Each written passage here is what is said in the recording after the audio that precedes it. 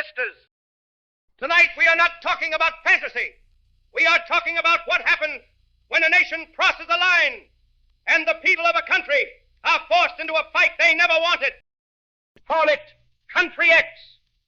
Call it any land where a ruling power turns its technology inward, where drones, algorithms, and foreign muscle are used not to defend the people, but to control them. In that kind of conflict, victory is not about who shouts the loudest or who has the biggest crowd for a week. It is about who can stay organized, who can stay supplied, who can keep their head clear and their heart clean when everything around them is chaos. This is not just a clash of weapons. It is a struggle for legitimacy, a struggle for who the people believe has the right to govern their future. First, understand the nature of this kind of war. When a government wages war on its own people, the battlefield is not just mountains or cities.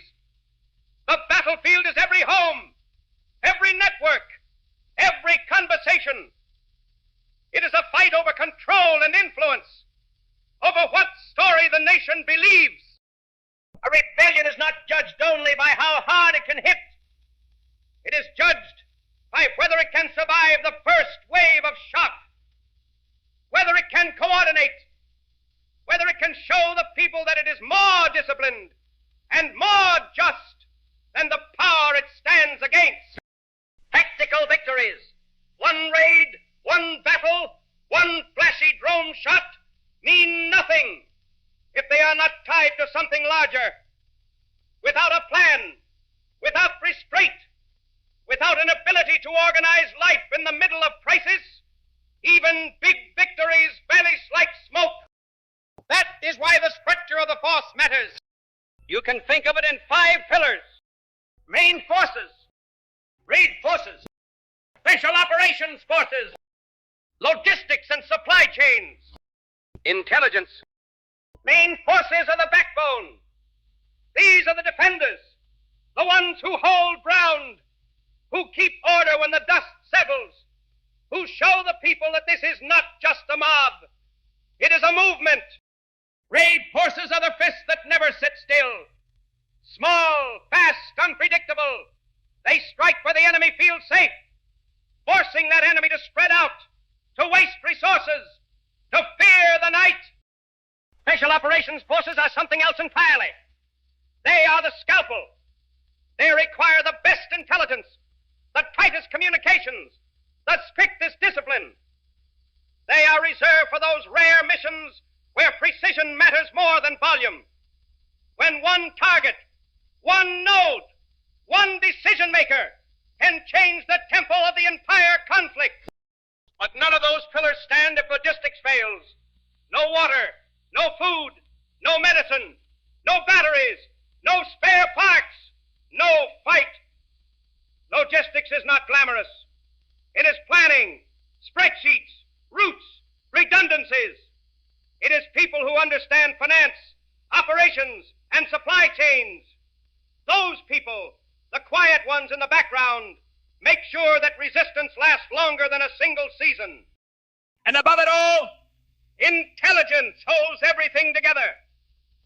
Knowing the ground, knowing the networks, knowing the enemy's patterns, protecting your own communications, separating truth from rumor when fear is at its peak. Intelligence is not just about gathering information.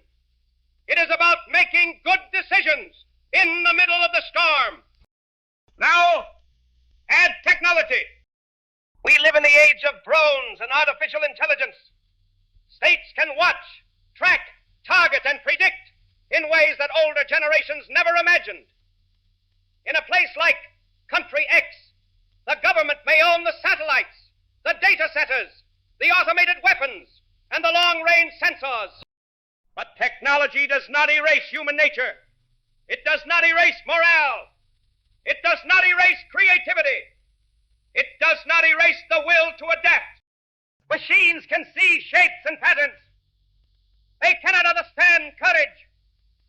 They cannot understand why a people will suffer today so that children can be free tomorrow. This is the heart of what some would call sixth-generation warfare. Not just firepower, not just networks, but a full-spectrum contest over minds, over data, and over meaning. The side that learns faster and adapts smarter, not just buys bigger, has the edge. And that brings us to the psychological battlefield. Fear has always been a weapon. An armed force that is afraid in its own shadows is an armed force that struggles to think clearly. When those who oppress others begin to fear what they cannot see, they make mistakes. They overreact. They lash out in ways that expose their own weakness. But there is a difference between using fear and becoming ruled by it. Raw terror against civilians, against innocents, does not build a future. It destroys the moral ground under your own feet. It turns potential supporters into permanent enemies. The real psychological advantage comes from something else. Momentum, confidence, inevitability. When people begin to believe, deep down, this regime is losing its grip. This movement is the future. Everything changes. Soldiers begin to hesitate. Foreign contractors start looking for exits. Civilians stop cooperating with the old order and start quietly supporting something new. The goal is not just to make the enemy nervous. The goal is to convince the nation that change is both possible and unstoppable, and that the side fighting for that change is more disciplined, more humane, and more serious about the future. Leadership targeting is part of this picture, but it is not the whole story. Taking out a key leader can cause chaos. It can delay operations, trigger internal fights, and shake the confidence of those who depend entirely on a single figure. Sometimes it can force a clumsy succession. Sometimes it can slow the enemy's reaction. But no one should believe that hitting a few names on a list wins a war by itself. Systems that are deep, organized, and ideologically hardened can grow new leaders. Others can fall into the hands of people who are even more brutal or more reckless. The real question is this: is the opposing structure so fragile, so centralized, so hollow, that removing a few critical brains causes the whole body to stumble? Or is it built with enough depth that it can absorb the blow and keep moving? The same is true on the rebellion side. Leaders must be perfected, yes, but the movement cannot depend on any single man or woman. Immature organization prepares for loss. It trains successors. It distributes knowledge. It makes sure that if one person falls, the mission continues. Then there is the population, the center of gravity in any internal war. Every household is watching. Some are terrified. Some are furious. Some are just exhausted and want stability at any cost. The question they are silently asking is simple: who do I trust with my future? If the government of country X leans on foreign forces, mercenaries, and imported security, the people feel it. A force that fights only for money cannot take heart for long. The uniforms may look sharp, the gear may be impressive, but when defeat threatens, or when the mission no longer pays, commitment fades. Yet the rebellion cannot assume that foreign-backed forces will crumble on their own. Some of them will be professionals. Some will be well-trained, well-equipped, and well-coordinated. Underestimating them is a path to disaster. A rebellion's advantage is not guaranteed. It must be earned by discipline, by how it treats civilians, by whether it protects the weak or exploits them, by whether it shows it can organize more than just attacks, It must show that it can one day govern better than the regime it opposes. That is where human capital comes in. Veterans, planners, logisticians, communicators, analysts. These people are not optional. They are the difference between a militia and a movement. The ones who have seen chaos before, who understand how to keep a unit calm under fire, who know how to plan beyond tomorrow. These are the anchors in the storm. In a high-tech war, those anchors also include people who understand networks, encryption, open-source intelligence, and how to keep information flowing when the enemy tries to shut everything down. They are the ones who can turn raw data into real insight, who can help avoid traps and see patterns before it is too late. Enthusiasm can start a fire. Only trained, disciplined people can keep it from burning everything down. There is another layer that cannot be ignored. The law of war and basic humanity. Even in internal conflict, there are lines that must not be crossed. Lines about how civilians are treated, how detainees are handled, what can and cannot be done, even in the name of a cause. These rules are not just international formalities.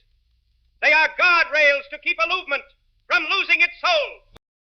A force that abuses civilians, that pillages, that tortures, that executes without process, does more than commit crimes.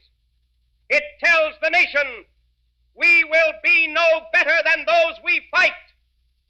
It destroys the argument that this struggle is about something higher, something cleaner, something worth the sacrifice.